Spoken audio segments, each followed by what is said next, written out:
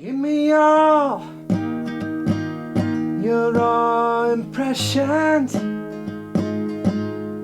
Day-to-day fluctuations.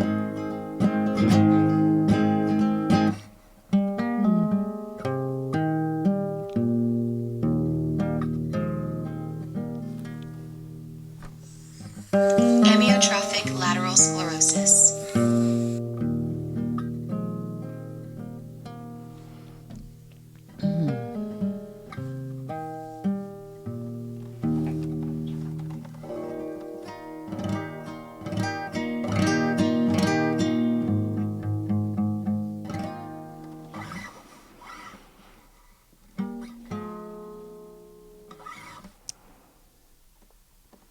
Well, so here we are.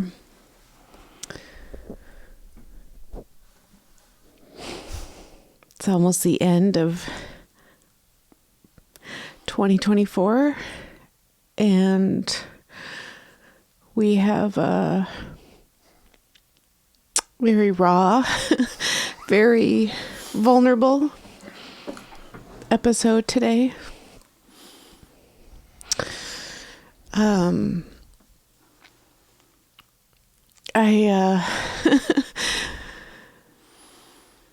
Is there anything you want to say to start, Lou? Well, a few months ago, we got some news, like big capital letter news, from Adelle's mom. It's changed our lives since then. It's very personal, but I think relatable to a lot of people. Mm-hmm. We found out that Adelle's mom has a terminal illness, a very rare one. One that I think almost all of us really know the name of it. It's called Lou Gehrig's disease. I know of it from when I was a kid who was obsessed with baseball. Mm. And there's a very poignant poignant speech that Lou Gehrig made when he retired from baseball. Mm. And it starts with, "Today, I consider myself the luckiest man in the world." Because as they understood what was happening to him and the complexity of it, it made it news, to the world at that time. And so also something that I registered as a young boy, as a boy.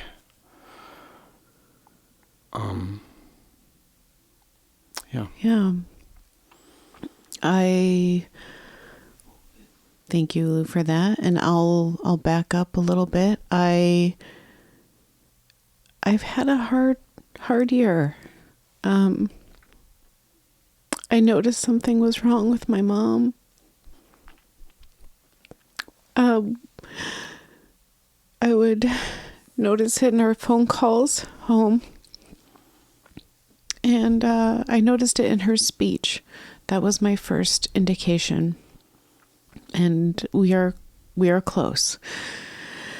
We don't live close, but we are close. And we talked regularly, at least once a week. My folks are in Wisconsin, as our regular listeners know. And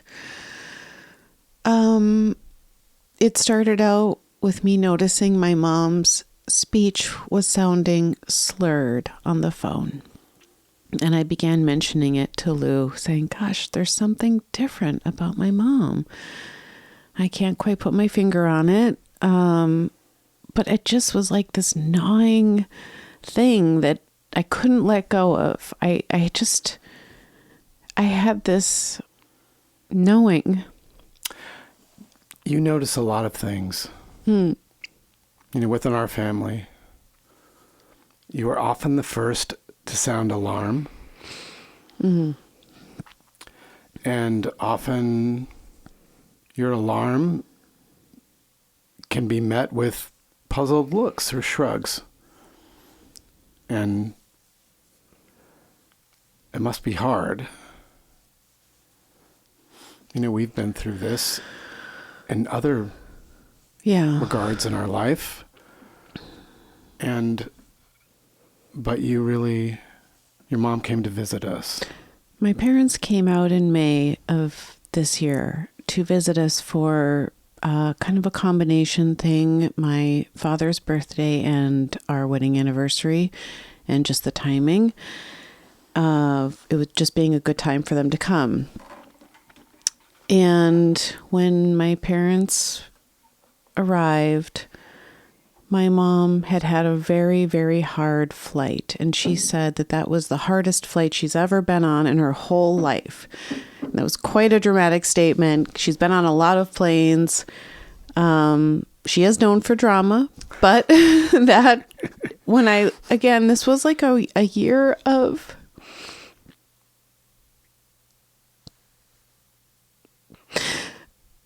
when she would say things and I would look at her, I realized it was being said with the utmost sincerity.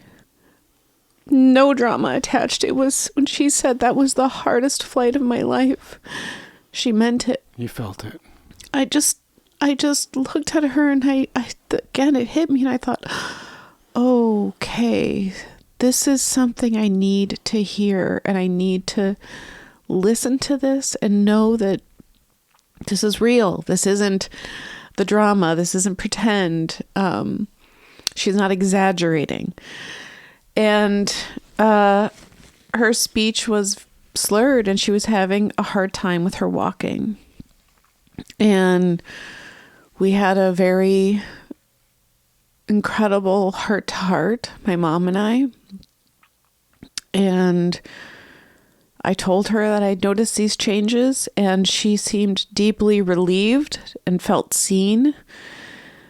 But yet they hadn't really done anything about them yet, because I think as you age, and also it's scary. It's scary to acknowledge what could be happening to yourself, right? It's really scary. And to look at yourself and go, there could be something really wrong. And because then that means that everything changes. And so I made her promise that when she got back to Wisconsin, she would go see her doctor and insist that something had changed. And she really needed to get seen seriously. They needed to get to the bottom of it. And she said, Adelle, I will do that. And she kept her promise.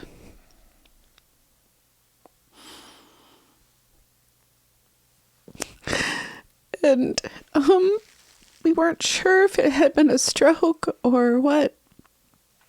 That was the story. That was kind of what we were thinking at first. Yep. That's how my grandfather had died, her father. And so we just sort of thought, oh, well, it was a stroke that maybe had happened and she didn't notice. That can happen to people. And but they quickly learned it was not a stroke. And she had been given a doctor's appointment then in October.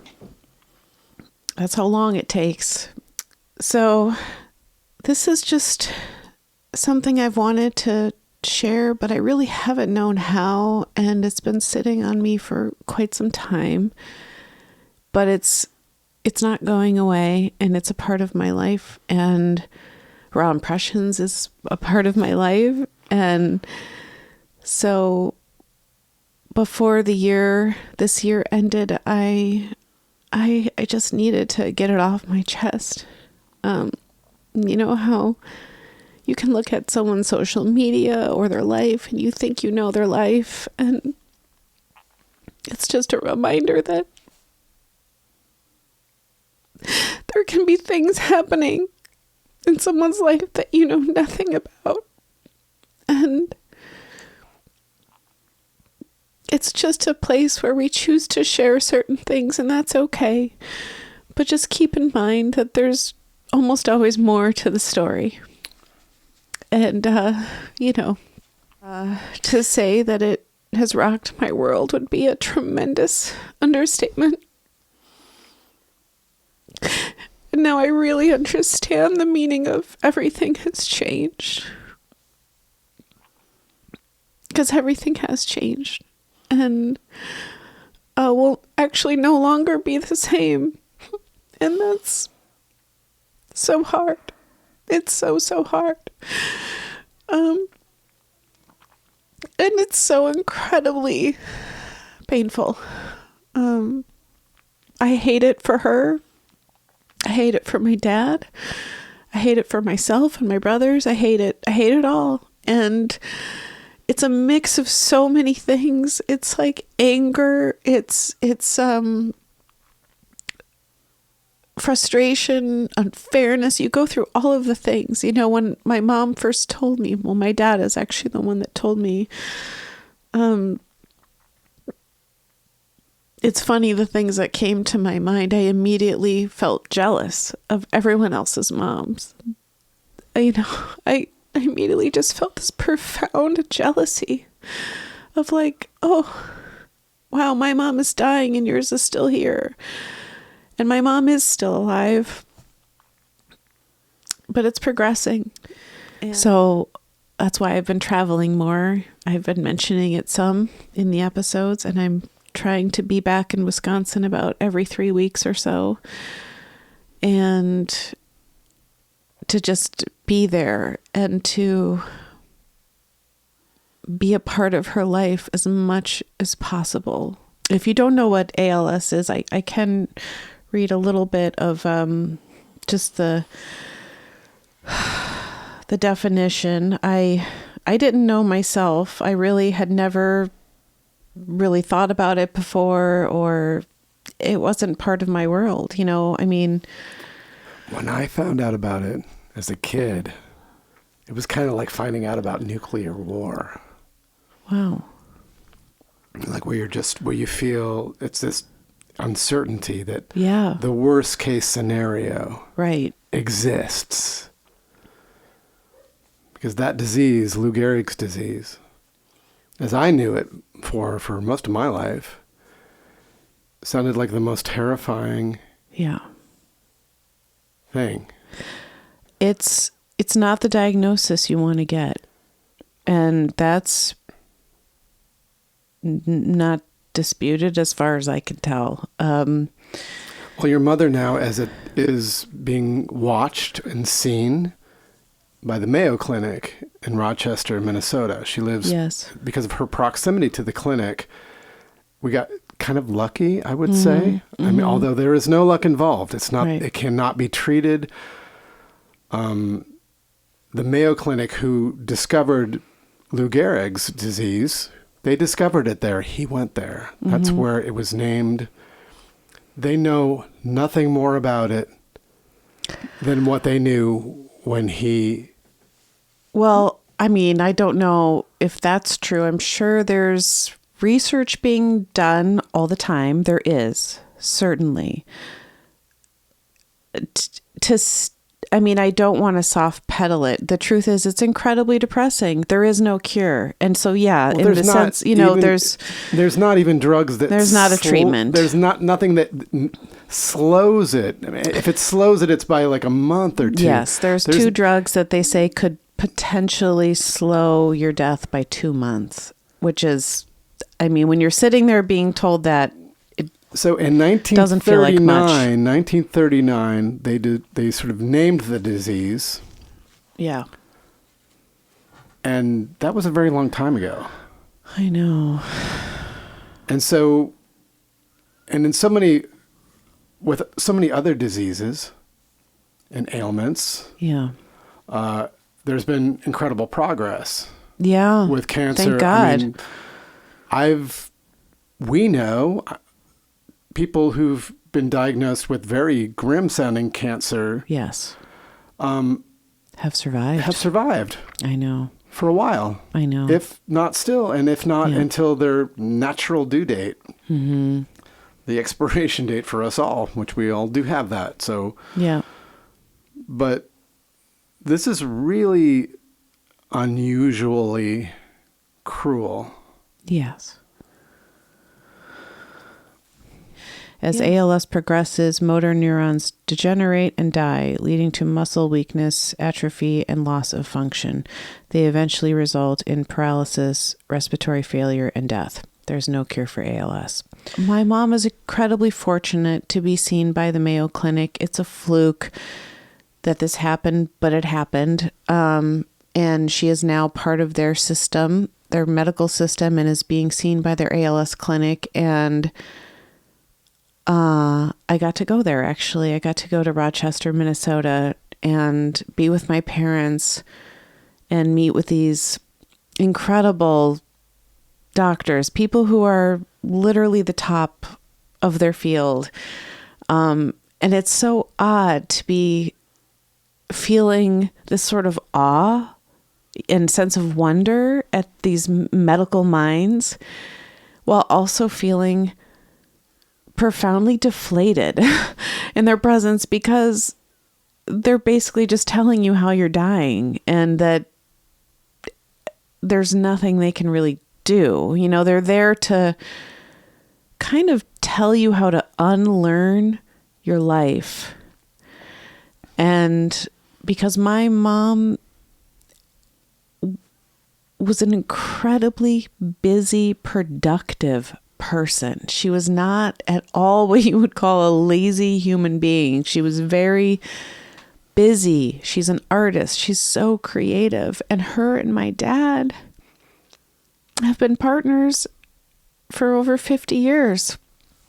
They are best friends. They do everything together. And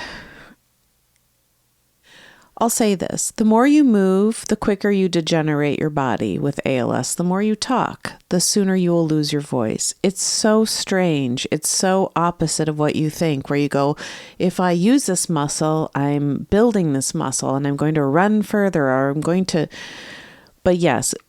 So the name means there's no nourishment for the muscles. Right.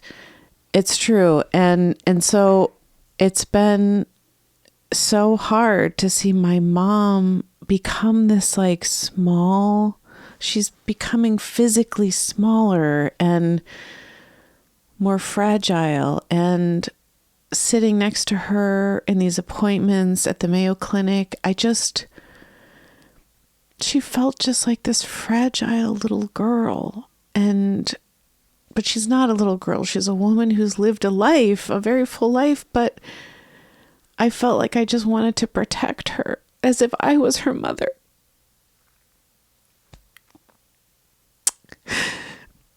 And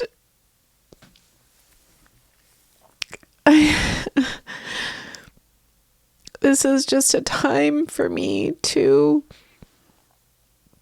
do the best I can. I've kind of had to slow down my expectations for myself. I've had to unlearn some of my own things during this time. And to just realize that I have to get up, I have to get through the day, I have to, on the one hand, feel fucking grateful for my movement and my body and the life and the air that I breathe, and that I can get on an airplane and go see my mom and sit with her and hold her hand and massage her arm. And then I can also feel the weight of sadness. And the best way I've been able to describe it to Lou is it's like I got this news and it's almost like this little cloud just settled on my chest, this sad little cloud. And it's not little. It's not so little. I thought another sort of metaphor you came up with today was that you suffered a wound, like a deep, damaging wound. That's what it feels like. So that's what happened. Your soul was injured when you heard that news, and then you have to go, but you're not the injured one. You are, but we have to figure out how to be stronger. I know. And you have to do it despite something which just lays you so low. Yeah. You know, where you're just like, oh, God. It's been so draining. I have felt so tired. And this is my first year of my life going into a new year knowing that someone I love is dying. And I don't mean in the, like, you know, we're all going to die. We're all going to the grave. You know, this is not abstract. It is a diagnosis. It's happening. It's fatal. And wow, I just have tears behind my eyes all the time, ready to like spring out for the littlest moment. And I'm trying to honor that too and just feel it, because that also feels like I owe that to my mom, to feel the hurt as well as the gratitude. And you know, we were on the elevator at the Mayo Clinic going back up to my parents' room, and this couple got on who were kind of drunk, and they got on with their like cocktails, and they were heading up to the bar on the 5th floor of the hotel and having a good time. And they kind of like, you know, like we're laughing in the elevator, and we're all sitting there after having had a really hard day at the hospital. And they stumbled out of the elevator, and it was just my dad and my mom and I left in there. And my mom just said kind of sadly, well, I hope they feel grateful they can still walk out of the elevator. And I just thought, oh, I'm going to like really, really live in all of this, like the pain, and also just the acknowledgement that I can move. It's so many things at once to hold. And I also had a really profound moment when we were at the hospital where I had what I think for the very first time, this experience where I was saying goodnight to my mom, and she looked at me and I looked at her, and when she said, I love you, it hit me in a way where I was like, I don't know if I've ever felt that love before. It really made me realize she means she loves me. When she's saying it, this was like her truth directly to my soul. There was no ifs, ands, or buts, no uncertainty. When she looked at me and said, I love you, it was true. And when I looked back at her and said the same thing, it was true. There was no question. It was the purest expression I think I've ever done. There was no insecurity, nothing. It was just, I love you. And I mean it. And we just had this like nodding at each other where I'll cherish that moment. I really do. And well, we are, you know, we're going out to Wisconsin in a couple of days. I miss your mom. Yeah. You know, and our continues, you know. I guess I just wanted to get this off my chest in a way before 2024 ends and 2025 comes. I have a challenging year ahead, and I know this. I will be traveling a lot. I just can't keep this in anymore. And so I'll be talking about it. I'll be talking about what I'm going through with my mom and my family when I can, when I want to. But it is a part of my life, and it is really my life right now. And